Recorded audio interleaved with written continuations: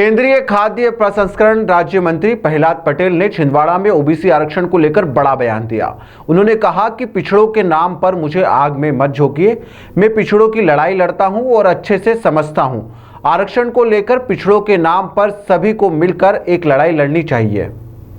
छिंदवाड़ा में आयोजित स्वास्थ्य शिविर में भाग लेने पहुंचे मंत्री प्रहलाद पटेल ने रेस्ट हाउस में पत्रकार वार्ता में ओबीसी आरक्षण को लेकर अपनी बात रखी। राज्य सरकार पर अप्रत्यक्ष रूप से निशाना साधते हुए उन्होंने कहा कि आप यदि मध्य प्रदेश के घटनाक्रम को देखेंगे तो 2009 में न्यायालय ने कहा था कि आप आयोग के अपने रास्ते को तय कीजिए। दुर्भाग्य की बात यह है कि वह चीज़ अभी तक लागू नहीं हो पाई है। इसके साथ ही उन्होंने कहा कि पिछड़ों के नाम पर मुझे इस आग में मत झोंकिए। मैं पिछड़ों की लड़ाई लड़ता हूं और अच्छे से समझता भी हूं। आरक्षण को लेकर पिछड़ों के नाम पर सभी को मिलकर एक लड़ाई लड़नी चाहिए। तो लोन पर 35% की सब्सिडी है, जिन लोगों को पता नहीं है, इसलिए मैं चाहूँगा कि कोई जो उस पर समझ रखने वाले हैं वो उस पर राइट ऑफ लिखें। मेरे बयान को भले बयान के नाम पर ना लगे, लेकिन लोगों को जानकारी फूड प्रोसेसिंग की बारे में नहीं है, ये मैं मंत्री होने के बाद भी कह सकता हूँ, जो जानकारी होनी चाहिए। और मध्य प्रदेश के एक सर्कुलर में ये परिस्थिति को हमने बदला है। पहले हमारा समूह अगर एक बार सीट बनी 35,000 ले लेता है, ये सब सीओ के मन में था कि हमने एक बार सीट बनी दे दी है तो दोबारा कैसे देंगे। मैंने कहा उसमें 35,000 मिलती है, हम 40,000 देते हैं। मैंने कहा आप सीट बनी मत दीजिए। लेकिन अगर कोई समूह फूड प्रोसेसिंग की तरफ डाइवर्ट होना चाहता है, वो पापड़, अचार, बड़ी या कोई दूसरी चीज़ें बनाना चाहता है जो ट्रेडिशनल है, जो फूड प्रोसेसिंग में आती है, आप उसको डाइवर्ट होने का परमिशन दीजिए।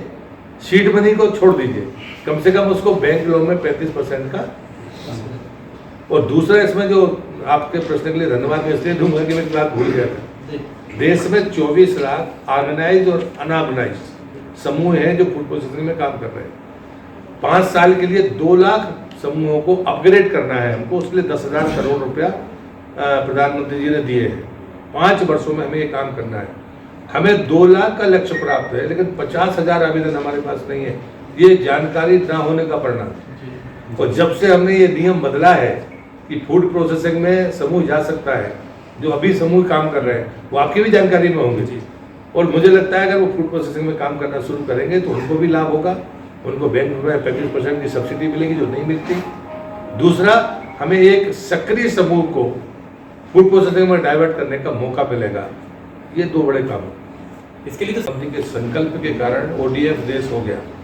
बाहर शौच से मुक्त की घोषणा जैसे हुई, लोगों को लगा काम खत्म हो गया। प्रधानमंत्री ने कहा नहीं, ये सफलता की एक सीढ़ी है। अगली सीढ़ी है हमारी आंगनबाड़ी, हमारे स्कूल और हमारे अस्पताल। यहाँ पर ऑपरेशनल टॉयलेट होना ही चाहिए, और ऑपरेशनल टॉयलेट बगैर पानी के नहीं हो सकते। जल जीवन मिशन की और इसकी कनेक्टिविटी आपको देखनी चाहिए। जो आंकड़ा सरकार या प्रशासन देता है उसको मुझे लगता है कि आपको जरूर रीचेक करना चाहिए। और 2 उसके पीछे है जो साइलेंट फीचर में है कि जिन पंचायतों में बाजार लगते हैं या कोई धार्मिक स्थान बड़ा होता है जहाँ पर बड़ी संख्या में लोग आते हैं, वहाँ पर भी ऑपरेशनल टॉयलेट होने चाहिए। ये ODF प्लस की बात है। लेकिन जब ODF प्लस में हमने पंचायतों को ग्रेडिएशन की बात की है, तो जहाँ पर तीनों जगह पर आंगनबाड़ी, स्कूल और चिकित्सालय में अगर है ऑपरेशनल टॉयलेट है, प्लस अगर ठोस कचरे का प्रबंधन है, तो उसको पहली सीढ़ी की पंचायत मानेंगे, जिसको हमने उदीमान कहा है। ये चारों हैं। और साथ में लिक्विड वेस्ट मैनेजमेंट है, जो ग्रे वाटर निकलता है, उसका अगर मैनेजमेंट शामिल हो जाएगा तो हम मानेंगे कि भाई इसने दूसरी सीढ़ी पार कर ली है।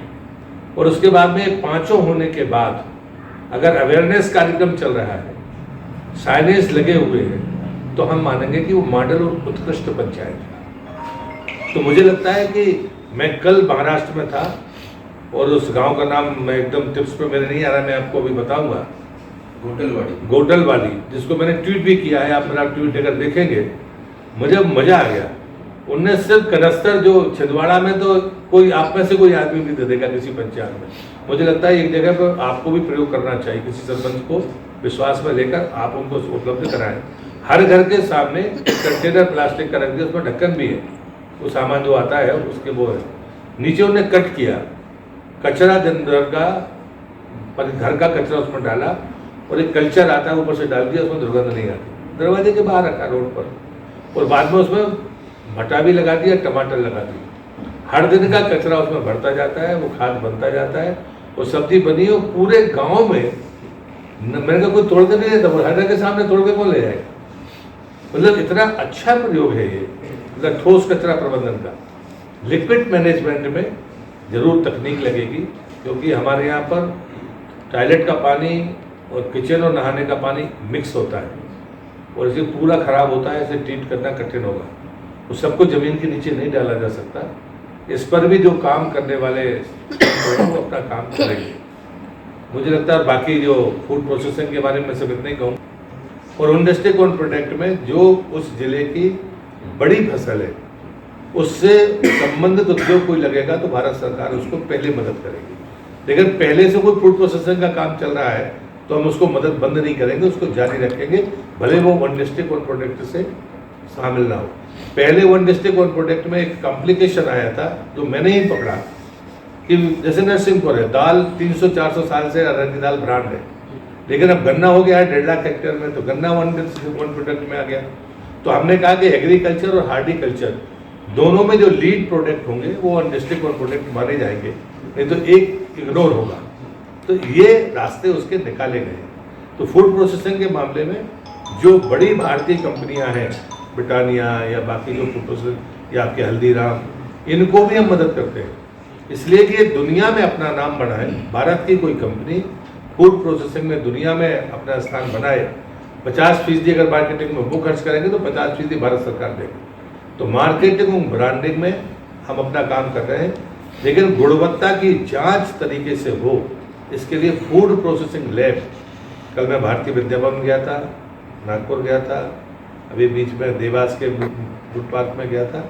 मुझे लगता है कि हमने एक मैपिंग की है कि कोई भी सैंपल 3 घंटे से ज़्यादा का समय ना ले, इस बीच में लैब हो जानी चाहिए।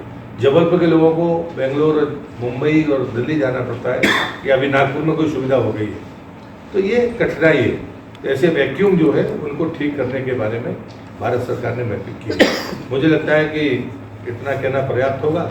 अभी कुछ आपको पूछना हो जरूर पूछिए।